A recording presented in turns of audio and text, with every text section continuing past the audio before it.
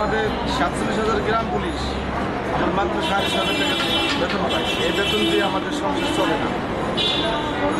এই দ্রব্যমূল্য বৃদ্ধির গতিতে এই আধুনিক ডিজিটাল এবং স্মার্ট বাংলাদেশে 6,500 টাকা বেতন দিয়ে আমরা 24 ঘন্টা দিনরাত ডিউটি করি, চলে না। এই জন্য আমাদের আজকে মানে 5-7 বছর ধরে দেখি যে আপনারা এই দাবি পূরণের জন্য জাতীয় প্রেস ক্লাবের সামনে বহুবার আন্দোলন করছে, তাহলে মানে দাবি আপনাদের কতটুকু পূরণ হয়েছে বলেন?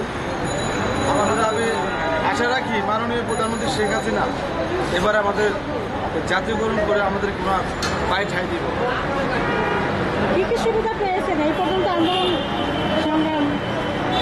কোনো সুবিধা পাই নাই। কোনো সুবিধা পান না আপনারা? না না স্যার,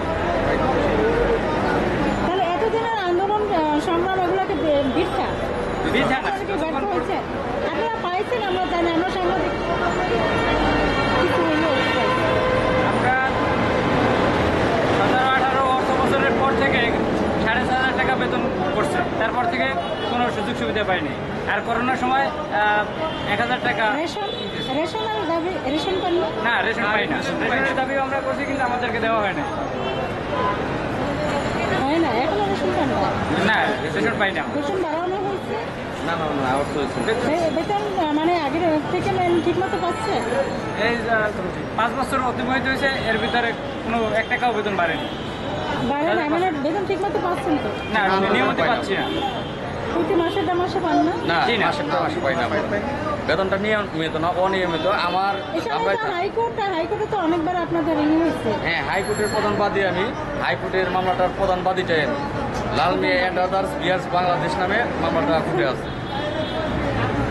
বাংলাদেশ গ্রাম পুলিশ বাহিনী জাতীয় প্রেস ক্লাবের সামনে আবারও দাবি পূরণের জন্য এখন মূল দাবি কি বলে? মূল দাবি হচ্ছে 2011 সালে বাংলাদেশ সরকার কর্তৃক আমাদের জাতীয় বেতন স্কেলের গ্যাজেট প্রদান করে, কিন্তু গ্যাজেট প্রদান করার পরে এই দীর্ঘ 11 সাল থেকে আজকে 24 সাল 13 বছর আমাদের সেই গ্যাজেট মোতাবেক বেতন দিচ্ছে না। গ্যাজেট মোতাবেক বেতন দিতে হলে আমার যেই সর্বনিম্ন সরকারের স্তর 20তম গ্রেড, 20তম গ্রেডে 20,050 টাকা বেতন দেওয়ার কথা, কিন্তু আমাকে তাড়া দিয়ে 6,550 টাকা বেতন ধরে দেওয়া হচ্ছে, যেই কারণে আজকে আমরা এখানে অবস্থান করতে বাধ্য হয়েছি। এখন এত কিছু করার পরেও মানে আপনারা বছরের পর বছর আন্দোলন করাও মানে কোনো সমাধানে আনতে পারেন না? আমরা বছরের পর বছর আন্দোলন বললে ভুল হবে। আমরা যেহেতু সরকারি এটাকে আন্দোলন আমরা যেহেতু সরকারি কর্মচারী, আমরা আন্দোলন বলতে যেটা বোঝাতে চাচ্ছি, সরকারের কাছে বিভিন্ন সময় মানববন্ধন আমাদের দাবি দেওয়া পেশ করেছি, কিন্তু আমাদের কোনো সুরা পাইনি। সর্বশেষ আমরা আইন শৃঙ্খলা বাহিনীর সদস্য, আমরা আইনকে সম্মান করি। আমরা আইনের দ্বারস্থ হই 2017 সালে। 2017 সালে মামলা করি, সেখানে আমাদের 2019 সালে মহামান্য হাইকোর্ট আমাদের দাবি যৌক্তিক বলে আমাদের দাবিটা মেনে নেয় এবং 2011 সাল থেকে জাতীয়করণের গ্যাজেট মোতাবেক বেতন দেওয়ার, বকেয়া বেতন সবেতন দেওয়ার নির্দেশ প্রদান করে। কিন্তু দুঃখজনক ব্যাপার, সরকার পক্ষ পরবর্তীতে 2020 সালে সেটাকে আপিল করে, যা 4 বছর যাবৎ আপিল চলমান। আমরা আর পারছি না। আমরা তা আপিল চাই না, আমরা মানবতা মায়ের কাছ থেকে মুক্তি চাই। আমরা এই কঠিন দিন থেকে আমরা মুক্তি চাই। আমাদের দিন আর চলছে না, আমরা সেই কারণেই আজকে এখানে অবস্থান করতেছি। জাতীয় প্রেস ক্লাবের সামনে? হ্যাঁ, জাতীয় প্রেস ক্লাবের সামনে অবস্থান করতেছি। কতদিন যাবত এখানে আছেন? এটা আমরা 29 তারিখ থেকে শুরু করেছি, আজকে 6 দিন চলতেছে।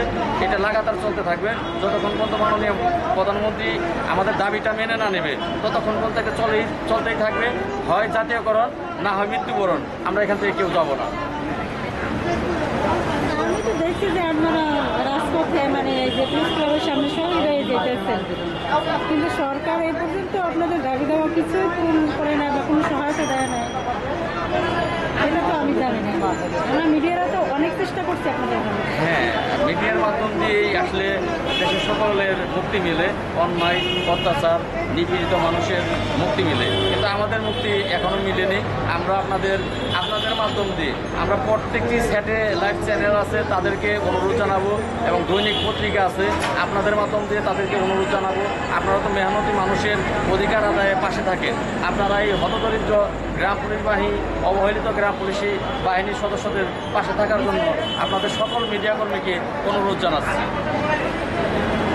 আপনার বাড়ি কোথায়? আমার বাড়ি ঢাকা জেলা ধামরাই থানা 6 নং কুশরা ইউনিয়ন পরিষদ, গ্রামের নাম হচ্ছে হাটকুসুরা।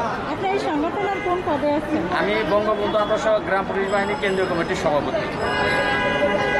হাইকোর্টওয়ালারা কি আশ্বাস দিচ্ছে? হাইকোর্ট থেকে আমাদের পক্ষে রায় দিয়েছে হাইকোর্ট, পরবর্তীতে সরকার পক্ষ আপিল করেছে, মামলাটি এখন আপিল সেকশনে সুপ্রিম কোর্টে আছে।